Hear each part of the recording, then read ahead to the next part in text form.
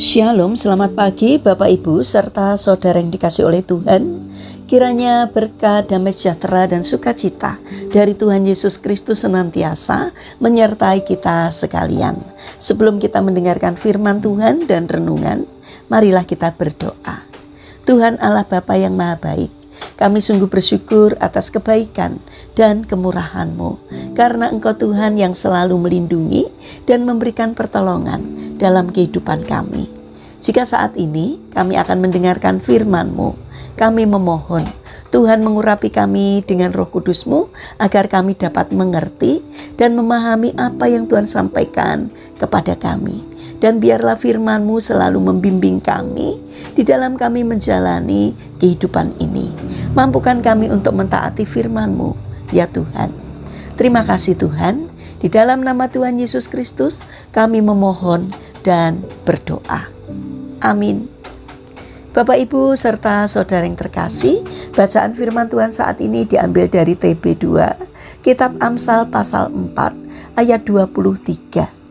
Demikianlah sabda Tuhan. Jagalah hatimu dengan segala kewaspadaan, karena dari sanalah terpancar kehidupan. Tema renungan saat ini adalah hatimu adalah sumber kehidupan. Bapak Ibu serta saudara yang dikasih oleh Tuhan Yesus Kristus, suatu hari ada seorang kakek yang bijak mengajak cucunya berjalan-jalan ke sebuah taman yang indah. Di tengah taman itu ada kolam kecil dengan air yang jernih. Lihatlah kolam ini, kata sang kakek. Airnya jernih dan tenang, hingga kamu bisa melihat bayangan wajahmu dengan jelas. Namun beberapa saat kemudian, kakek itu mengambil segenggam tanah dan melemparkannya ke dalam kolam.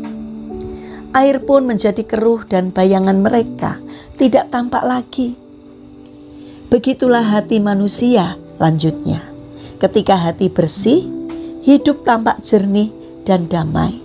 Tapi saat kita membiarkan amarah, iri hati atau dendam masuk, semuanya menjadi keruh. Kita kehilangan sukacita dan tidak lagi memantulkan kebaikan Tuhan.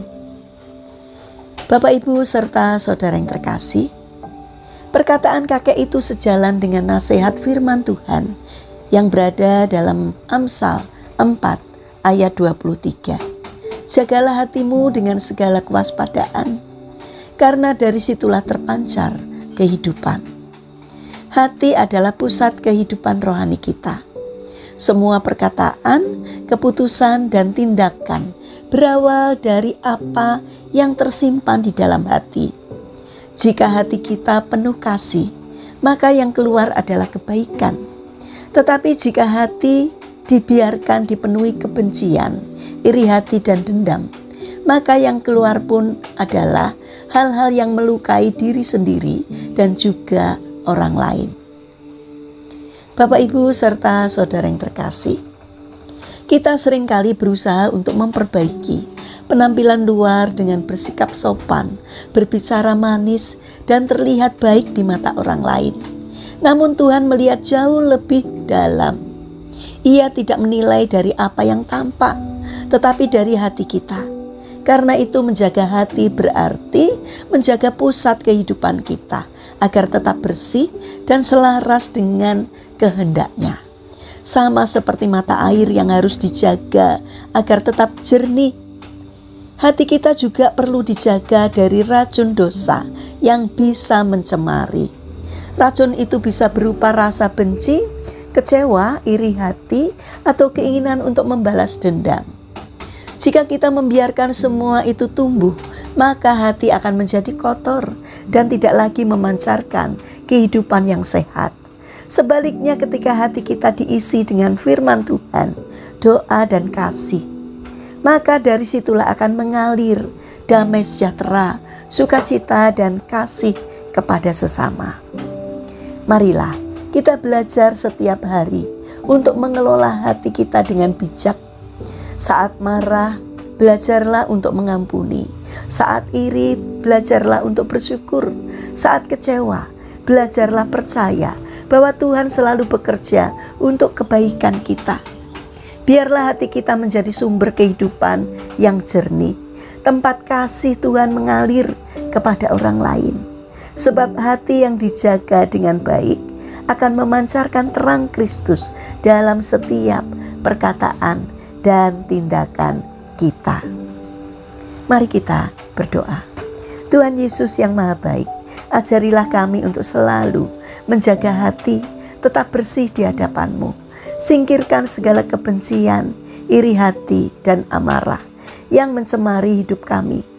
Penuhilah hati kami dengan kasih dan damai sejahtera-Mu, agar dari hati kami dapat mengalir kehidupan yang memuliakan nama Tuhan. Bapa yang Maha Baik, kami berdoa untuk bangsa dan negara kami. Berkatilah bangsa kami agar dapat menjadi bangsa yang semakin bijaksana dan tidak mudah terprovokasi oleh kelompok orang-orang yang tidak bertanggung jawab. Tolonglah agar semakin banyak orang yang memiliki karakter baik di negara kami, supaya semakin hari bangsa kami semakin hidup makmur dan sejahtera karena berkat Tuhan. Berikanlah hikmat kebijaksanaan-Mu kepada para pemimpin bangsa kami, agar di dalam menjalankan tugasnya taat kepada Tuhan, mengutamakan kepentingan masyarakat. Terima kasih Bapa. Kami berdoa bagi mereka yang mengalami permasalahan hidup. Kiranya Tuhan membimbing mereka agar dapat menemukan jalan keluar. Kiranya Tuhan berkenan hadir untuk menolong dan memberkatinya. Kami ingin menyerahkan seluruh aktivitas kami hari ini ke dalam tangan-Mu. Kiranya Tuhan menyertai dan memberkati, sehingga apapun yang kami kerjakan boleh mendatangkan berkat dan sukacita, tidak hanya bagi diri kami, namun juga bagi sesama kami. Kami teringat untuk saudara-saudara kami yang terbaring sakit. Kami memohon kiranya Tuhan berkenan untuk menolong, kiranya Tuhan berkenan untuk menjamah, untuk menyembuhkan. Terima kasih Bapa. Kami serahkan doa dan sembahyang kami hanya di dalam nama Tuhan Yesus Kristus, Tuhan Juru Selamat kami yang hidup. Kami berdoa. Amin. Puji Tuhan Bapak Ibu serta saudara yang terkasih, kiranya firman Tuhan dan renungan hari ini dapat menjadi berkat bagi kita semua. Haleluya.